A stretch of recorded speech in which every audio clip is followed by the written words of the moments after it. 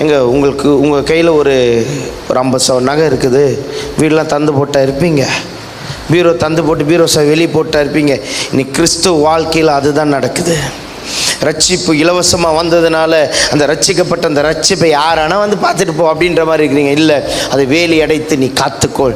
கர்த்தர் உன்னை ஆசீர்வதிக்க தொடங்கிடுவார். உன் வியாதிகளை குணமாக்குவார். அவர் தழும்புகளால் நீங்கள் குணமாவீர்கள். அவர் தழும்புகளால் நீங்கள் குணமாவீர்கள். இயேசு கிறிஸ்துவின் தழும்புகளால் கர்த்தர் உங்களை குணமாக்க வல்லவராய் இருக்கிறார். எத்தனை பேர் விசுவாசிக்கிறீங்க?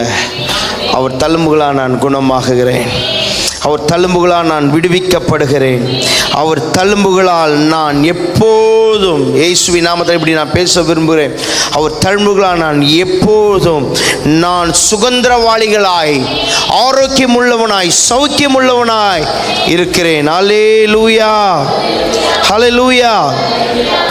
ஆண்டவர் உங்களை தெரிந்து கொண்ட நோக்கம் சும்மா ஏனோ தானோ வாழ்ந்துட்டு போவதுக்கல்ல, உங்களை அவர் பெயர் சொல்லி அழைத்து உங்கள் உயர்வான இடத்தில், உயர்வான இடத்தில் ஆண்டவர் கொண்டு போய் வைக்க அவர் வல்லவராயிருக்கிறார்.